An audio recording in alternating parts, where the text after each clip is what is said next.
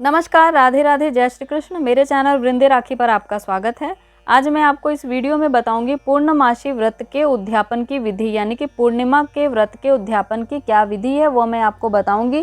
कब उद्यापन करना चाहिए, कितने व्रत करने चाहिए, यह सारी जानकारी दूंगी।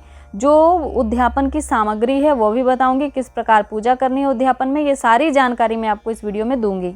माता यशोदा की पूर्णमासी व्रत के उद्यापन की विधि जानने की इच्छा जानकर भगवान श्री कृष्ण बोले, हे माता, मार्गशीर्ष यानी कि अघन, माघ अथवा वैशाख की पूर्णिमा को व्रत प्रारंभ करना चाहिए। मार्गशीर्ष सबसे उत्तम है और भादो या पौष को छोड़ देना चाहिए। आटे का एक दीपक बनाकर उसमें घी और बत्ती लगाकर हर महीने एक दीपक चढ़ाते जाना चाहिए और 32 दीपक पूरे हो जाने पर, 32 पूर्णिमा के व्रत हो जाने पर ज्येष्ठ अथवा किसी भी पूर्णिमा को उद्यापन करना चाहिए। यानी कि 32 पूर्णिमा के व्रत को करने के बाद आपको उद्यापन करना है। आइए अब हम जानते हैं उद्यापन की पूजा विधि।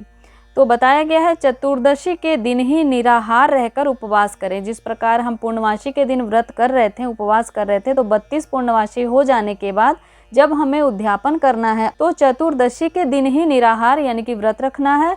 फिर रात्रि को मंडप बनाकर उसके बीचों बीच मंडप आप केले का बना लें और उसे सुंदर वस्त्रों से सजा लें, फूल माला इत्यादि से सजा लें, मंडप बना लें। उसमें मिट्टी का एक कलश जल भर के रखें। फिर उसे बांस के एक पात्र से ढक दें। बांस का कोई भी आप बना हुआ पात्र ले लें, उससे उस जल के घड़े को ढक दें, उस कलश को ढक दें। फिर उसे वस्त्र से आच्छादित करें, उस पर वस्त्र लगा दें, वस्त्र से उसे ढक दें। फिर उस ऊपर यथाशक्ति सोने के एक उमा महेश की प्रतिमा स्थापन करें। जितनी बड़ी आप हो सके तो वहाँ सोने की प्रतिमा भगवान शिव माता पार्वती की रखें। सोने की जगह पीतल की भी रख सकते हैं। उसके बाद उनकी यथाविधि पूजन करें। तो जिस प्रकार आप पूर्णिमा के व्रत की पूजा करते आ रहे हैं शिव पार्वती के प्रत्येक पूर्णिमा को, उसी प्रकार यहाँ इनका पूजन अर्चन करना है। इनको चंदन से, सिंदूर से, रोली से तिलक करना है, चावल लगाना है, फूल चढ़ाना है, फूल माला, धूप, दीप, फूल इत्यादि सब चढ़ाने के बाद, दीपक इत्यादि दिखाने के बाद, इसके बाद रात्रि में गाना बजाना, कीर्तन, नित्य आदि करके जागरण करें। इस रात्रि को जागरण करना है। प्रातः काल नित्य कर्म से निवृत्त होकर स्नान ध्यान करके अग्नि स्थापित करके तिल, जौ, चावल, शर्करा, घृत तथा अन्य चंदन आदि सुगंधित द्रव्यों से साकल्य से ओम नमः शिवाय इस मंत्र का 108 बार आहुति दें। यानी कि आपको हवन करना है उस दिन, पूर्णमासी वाले दिन। इन चतुर्दशी के दिन आपको ने व्रत किया, रात को जागरण किया, पूजन किया और पूर्णमासी वाले दिन सुबह आपको पूरा अपना नित्य कर्म करके स्नान इत्यादि से निवृत्त होके उसके बाद हवन करना है। हवन के लिए जो सामग्री है, जौ, तिल इत्यादि आप जानते हैं, चावल, शर्करा, घृत और चंदन आदि सुगंधित वस्त्रों को मिलाकर साकल्य तैयार कर लें और आम की लकड़ी की अग्नि प्रज्वलित करके उसमें आपको साकल्य छोड़ना है। ओम नमः शिवाय मंत्र का जप करते हुए 108 बार।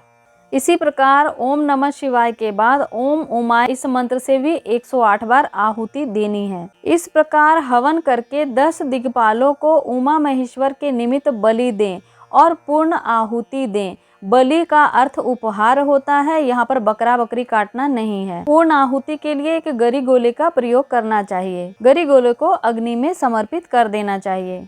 इसके पश्चात यथाशक्ति ब्राह्मणों को उनकी पत्नियों सहित भोजन करावें और कुटुंबियों सहित प्रसाद ग्रहण करें। अर्थात पति पत्नी ब्राह्मण परिवार के जो पति पत्नी हैं उन्हें आप जितनी संख्या में हो सके, जितने जोड़े को हो सके भोजन कराना चाहिए और जो उनको दान देने की इच्छा हो वह दान करना चाहिए। और हवन आप स्वयं ना करके किसी ब्राह्मण को उस दिन बुला लें और यथाविधि आपका हवन हो जाएगा। उसके बाद क्षमा याचना कर लेनी चाहिए।